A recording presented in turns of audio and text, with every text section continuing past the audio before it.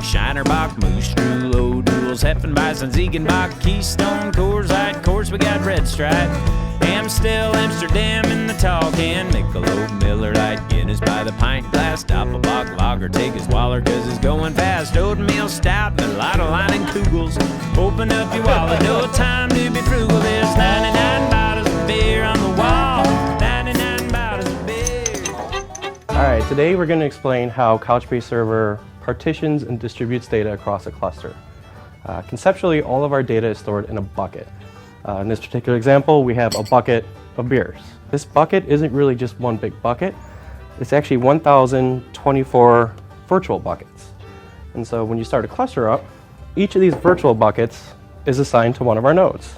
And anytime we're putting data into Couchbase Server or getting data out, we're actually putting it in one of those virtual buckets and getting it out of one of those virtual buckets. How we do that is something called hashing. And so given a piece of data, you give me the ID, I'm going to hash that ID, and it's going to give me a number. And that number is going to fall within some sort of range, and each of these virtual buckets owns a range. So in this particular example, we're going to add a bunch of beers to our cluster. We're going to show you how we get that beer in, how we get that beer out, and how we spread that beer around as we add more nodes. I'm using colors and styles of beers for our hashes. So if I were to hash this particular beer, it might come out to brown.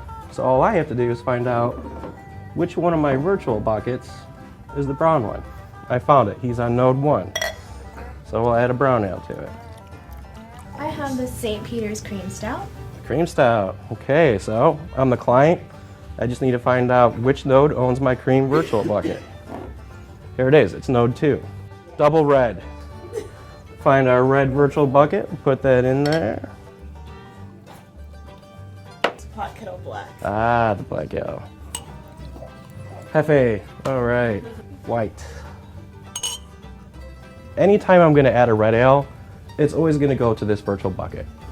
Right. If I want to add more IPAs, the IPAs are going to go on node 2. What happens if one of these nodes fails? So if this node were to fail and we can't access any of that beer, that's okay, because this guy's going to make a little bit room. These replicas are going to become active, and so if anyone wants that beer, I can now pull it from here if I need to. We started out with 2 nodes, but we're running out of room here and we have more beer to add, so we're going to have to go to 3 nodes. That's no problem.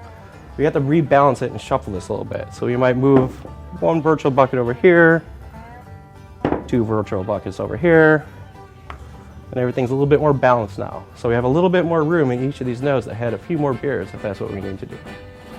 Thank you for giving me all that beer. Would anyone like to drink some? Oh, 99 bottles of beer on the wall, 99 bottles of beer. If one of those bottles should happen to fall, there's 98 bottles of beer on the wall. As the bartender, I know that the virtual bucket for IPAs is sitting on node 2. So I can go straight to node 2, get that IPA. Every node within our cluster is going to have some of those beers. And so at any point in time with a whole bunch of people at that bar, they're ordering beers, all of those bartenders are hard at work pouring people's beers. In a master-slave environment, that wouldn't be the case. Some of those bartenders are hard at work. They're the primaries. Some of those bartenders are just sitting on a chair somewhere because they're the secondaries.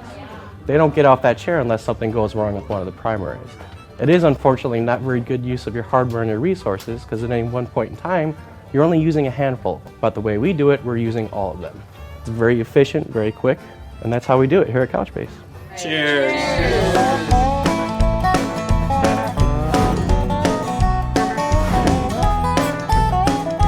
Double-fisted download. Should we get you an Uber? I think that might be a pretty good idea. All right.